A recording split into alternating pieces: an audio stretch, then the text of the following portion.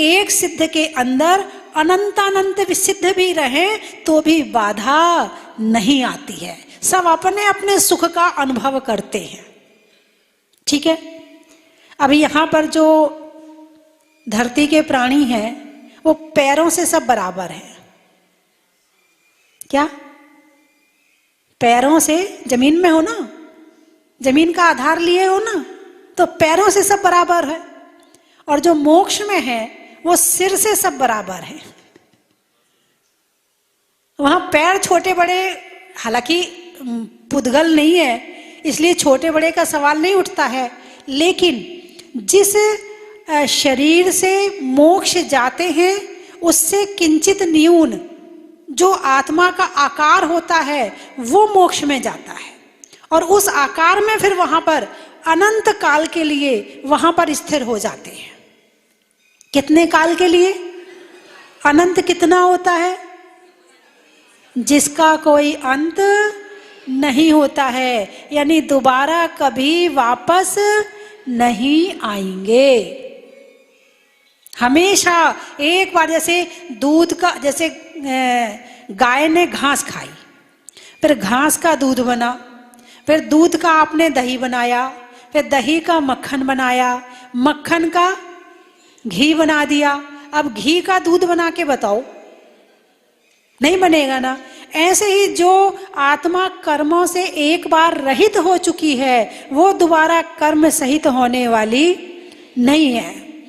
तो भगवान मुनि सुब्रत स्वामी आज के दिन भगवान को मोक्ष गए थे या हुआ था? अरे बोलिए ना, हुआ था। वो मोक्ष में कुछ पाने के लिए नहीं गए हैं कि वहां सच्चा सुख मिलता है इसलिए मैं मोक्ष चला जाऊं।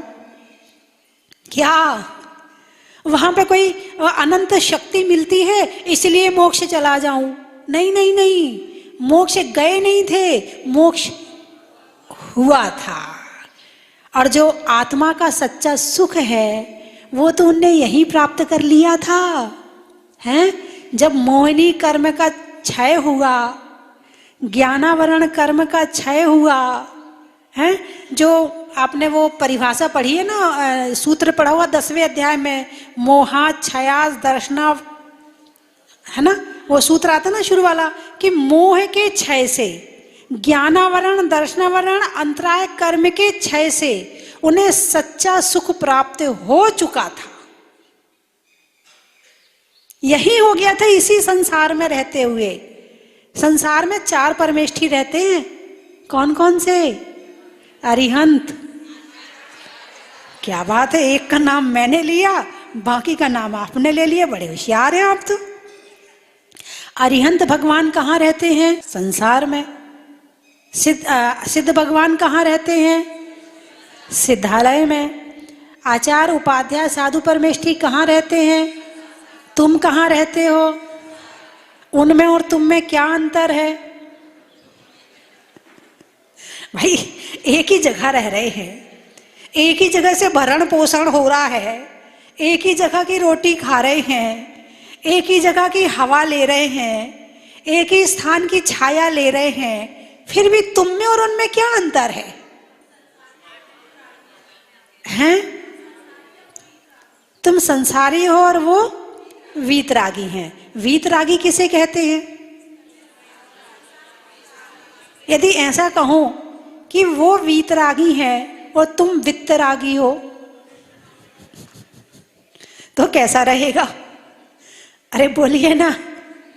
वीतरागी और वित्तरागी में एक मात्रा का अंतर है, और वैसे देखें तो जमीन और आसमान का अंतर है। एक मात्रा में जमीन और आसमान का अंतर आ जाएगा। वित्त का मतलब समझते हो ना? क्या? धन, पैसा। वाह क्या बात, ये मतलब तो बहुत जल्दी समझ गए। अब जरा वीतरागी का मतलब और समझा दो। कहना माता जी वो तो आप ही बता दो, है हम तो वित्तरागी, हमें तो वित्त का मतलब पता है, अब वीतरागी का मतलब तो आप बता दो, है ना। जिनका राग और द्वेष बीत गया है यानी छूट गया है उन्हें कहते हैं वीतरागी। या छोड़ने का प्रयास कर रहे हैं या उस मार्ग पर चल रहे हैं, उसका अभ्यास कर रहे हैं, अभी प्राप्त नहीं हुआ लेकिन अभ्यास में लगे हुए हैं कि मुझे ये चीज प्राप्त करनी है, उसे कहते हैं संसार में रहकर वो संसार में नहीं रहते हैं। चार परमेष्ठी संसार में हैं और संसारी जीव भी संसार में है ना। एक मच्छर होता है और एक कमल होता है। मच्छर कहाँ रहता है? कीचड़ में। और कमल कहाँ रहता है? कमल और मच्छर में क्या अंतर है? मच्छर कमल पे नहीं बैठेगा, कहाँ बैठेगा? कीचड़ में ही बैठेगा, वहीं भोजन करेगा। और कमल कीचड़ में रहते हुए भी, बस यही संसारी और चार परमेष्ठी में अंतर है कि दोनों का भोजन एक जगह से मिल रहा है, दोनों का कार्य एक जगह से हो रहा है, दोनों का जन्म एक ही जगह से हुआ है, लेकिन दोनों में अंतर क्या है? एक कीचड़ में जन्म लेके कीचड़ में ही रहता है और एक कीचड़ में जन्म लेके कीचड़ से ऊपर उठ जाता है। किसी ने प्रश्न किया कमल से कि भाई तू कितना सुंदर है, कितना अच्छा, कहाँ रहता तू? कीचड़ में रहता है। तो कमल ने उत्तर दिया, भाई जन्म लेना मेरे हाथ में नहीं है, इसलिए मेरा जन्म कीचड़ में हुआ है, लेकिन पुरुषार्थ मेरे हाथ में है, इसलिए कीचड़ से ऊपर उठ गया। तुम्हें कहाँ जन्म लेना है ये तुम्हारे हाथ में नहीं है, मगर पुरुषार्थ क्या करना है ये तुम्हारे हाथ में है। तुम्हें अपना जीवन कैसे बनाना है वो तुम्हारे हाथ में है। एक बारिश की बूंद जब गन्ने में जाती है तो मीठी हो जाती है, सर्प के मुख में जाती है जहर बन जाती है, नीम के वृक्ष में जाती है कड़वी हो जाती है ना, और सीप में चली जाए मोती बन जाती है, और भगवान के सिर पर चली जाए तो गंधोदक बन जाती है।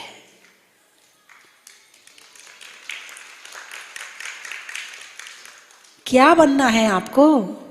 आप भी एक बारिश की बूंद हो। क्या बनना है आपको? कड़वा बनना है, मीठा बनना है, कि मोती बनना है, कि गंधोदक बनना है? गंधोदक जैसा अपना जीवन पवित्र बनाना है। यदि इस कीचड़ में रहकर कीचड़ में घुसे रहोगे तो कभी भी आप मोती नहीं बन पाओगे, कभी भी आप गंधोदक नहीं बन पाओगे। घर में रहकर और घर से भिन्न रहना है। संसार में रहकर प्राणी संसार को तज सकता है। तो आज के दिन भगवान को मोक्ष हुआ था, तो हमें क्या प्रेरणा लेनी चाहिए भगवान के मोक्ष कल्याणक से? भगवान तो मोक्ष में विराजमान है। अब हम कहें हमें मोक्ष में जाना है, तो अभी तो हम कह सकते कि हमें मोक्ष में जाना है, क्योंकि अभी हम जाने आने वाले प्राणी हैं, अभी हम राग सहित प्राणी हैं। इसलिए ये भावना जब तक नहीं बनाएंगे कि हमें मोक्ष में जाना है, तब तक हमारा पुरुषार्थ भी प्रारंभ नहीं होगा। चलिए ये भावना मत बनाइए कि मोक्ष में जाना है, ये भावना बनाइए कि मुझे अपनी आत्मा को पवित्र करना है। क्या करना है? पवित्र करना है। अब पवित्र आत्मा को करना है तो ये देखना पड़ेगा कि इस आत्मा को अपवित्र किसने किया है। जब तक इसको नहीं जानोगे तब तक उसको छोड़ोगे कैसे? नहीं, शब्द तो बड़ी जल्दी बोल देते, मोह ने किया है, राग द्वेष, वीतरागी, शब्द बोलना बड़ा आसान है, लेकिन इसकी अनुभूति लेना, इसका अंदर में उतारना, और जब प्रैक्टिकल सामने आए उस समय उस परीक्षा में पास होना, वो हो बोलने वचन में आने में और अंदर आत्मा में जाने में बहुत बड़ा अंतर है। जो दवाई की गोली है, आप बीमार हो, मुंह में दवाई की गोली रखो और थूक दो, ठीक हो जाओगे? अरे बोलिए ना, नहीं हो जाओगे। क्या करना पड़ेगा? क्या करना पड़ेगा?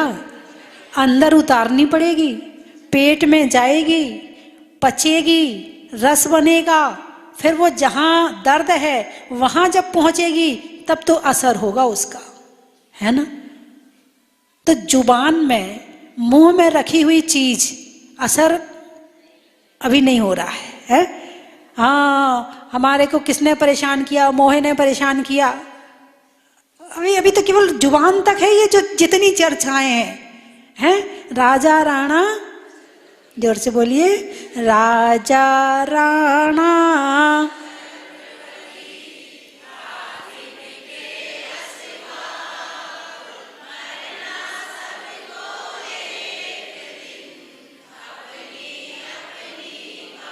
याद है ना?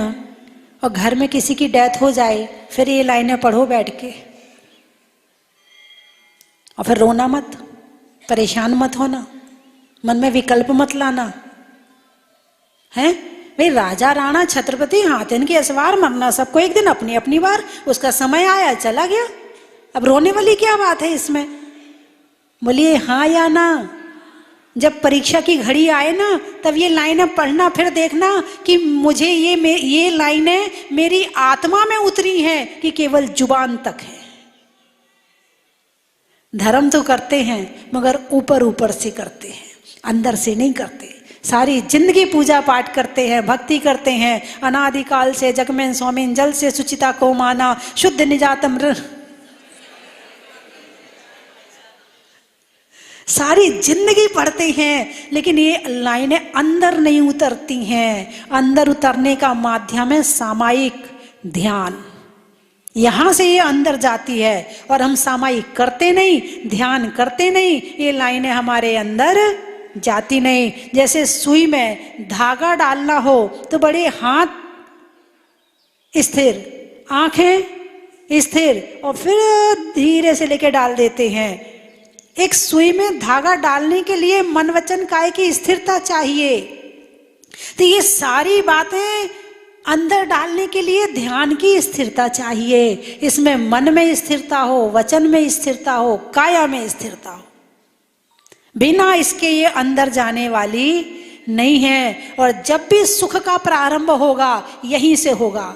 जब भी आपको शक्ति मिलेगी ध्यान से मिलेगी। जब को आपको धैर्य मिलेगा ध्यान से मिलेगा। सहनशीलता आएगी ध्यान से आएगी। और आपका जो तीसरा नेत्र ज्ञान का खुलेगा तो ध्यान से ही खुलेगा। आपको कितना ज्ञान है महत्व इस बात का नहीं, आपका ध्यान कितना एकाग्र है महत्व इस बात का है। अरे बोलिए ना।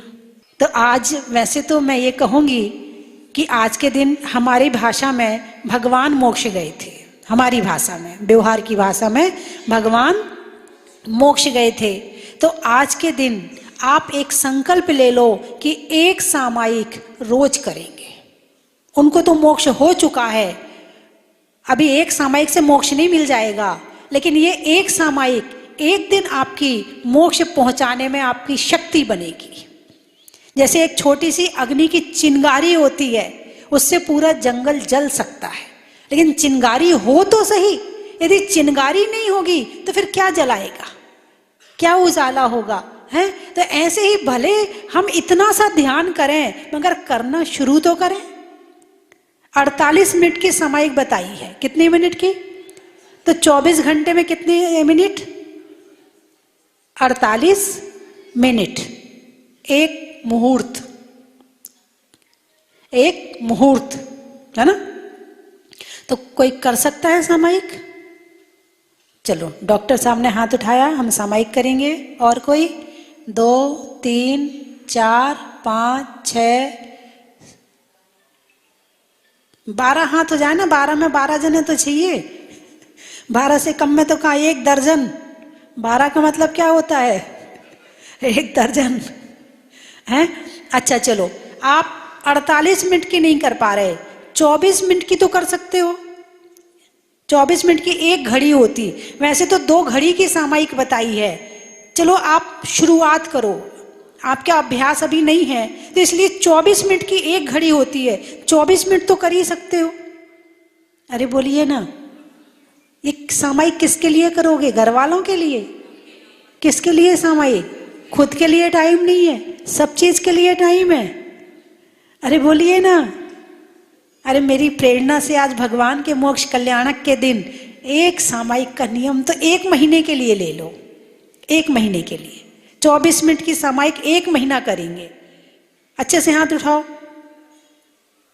और अब तो सब उठा लो, 1 महीना की बात है, अब कौन सा मैंने सारी जिंदगी का नियम दिया है। हाँ, और बैठ करके आप जैसे 12 भावना जो अभी मैंने बताई हैं, इसको धीरे धीरे धीरे धीरे एक एक लाइन पढ़ के इस पे चिंतन करना। बड़ी वाली याद हो, बड़ी वाली 12 भावना पे करना। 16 कारण भावना के नाम याद हो तो एक एक नाम को लेकर उस पे चिंतन कर लेना। यदि कुछ ना याद हो, पूजा तो आपको याद है ना अनादिकाल से, आप पूजा को ध्यान में बना लेना। जल्दी जल्दी नहीं पढ़ना, पूजा करती हो तो आप जल्दी जल्दी पढ़ लेते हो, आप उसको ध्यान में धीरे धीरे पढ़ लेना। केवल रवि किरणों की पूजा याद होगी, उसको ध्यान में ले लेना, बस यही करना है 24 मिनट आपको। मैंने मैटर भी बता दिया आपको कि आपको करना क्या है, और पूरा हो जाए तो फिर 9 बार 27 बार ध्यान पूर्वक नमो अर्यंताड़म में अरिहंत भगवान को नमस्कार, नमो सिद्धाड़म में सिद्ध भगवान को, आचार उपाध्याय साथ ऐसे 9 बार 27 बार, और भी ज्यादा बने तो उसमें भगवान का ध्यान करते हुए और नमोकार मंत्र की जाप भी कर लेना, तो भी आपकी सामायिक हो गई। जो लोग टीवी में देख रहे हैं वो भी हाथ उठा लें। ठीक है, आज मोक्ष कल्याणक मनाना सार्थक हो गया। और अभी एक आज बहन जी ने व्रत भी लिए हैं, मुनि सुव्रतनाथ भगवान के, आज मोक्ष कल्याणक से शुरू किए हैं, और आज नहीं ले पा रहे और कुछ खा पी के नहीं आए हो तो आज भी ले सकते हैं, और कुछ खा पी के आ गए हो तो परसों शनिवार है, परसों से भी ले सकते हैं, है ना। यदि कोई लेना चाहे तो जो विधान में है सारी विधि भी लिखी है। देखो आप लोग इतने परेशान होते घर में, कभी कहीं जाते भटकते, कहीं खूब दुखी रहते हैं, दुखी मत रहो, भगवान की भक्ति करो, व्रत करो, है उपवास करो, शांति धारा करो, अभिषेक करो, आप ये सारे काम करो ना, कैसे नहीं कर्म कटेंगे। कर्मों को काटने की विधि यही है, सामायिक, संयम, स्वाध्याय, जाप, ध्यान। यदि आप इनको करोगे तो कर्म कैसे नहीं कटेंगे। अब अच्छा सा मंत्र दे दो, अच्छा सा मंत्र होता कौन सा है, ध्यान तुम्हारा लग नहीं रहा तो मंत्र क्या काम करेगा। ठीक बात है कि नहीं। अच्छा आप तो आशीर्वाद दे दो, अरे भाई तुम्हारे पास दिया तेल बत्ती हो तो हम उसमें ज्योति दे सकते हैं, तुम्हारे पास दिया तेल बत्ती नहीं है तो ज्योति हम किस में देंगे आपको। दिया तेल बत्ती तो तैयार करो पहले, अरे बोलिए ना, हैं।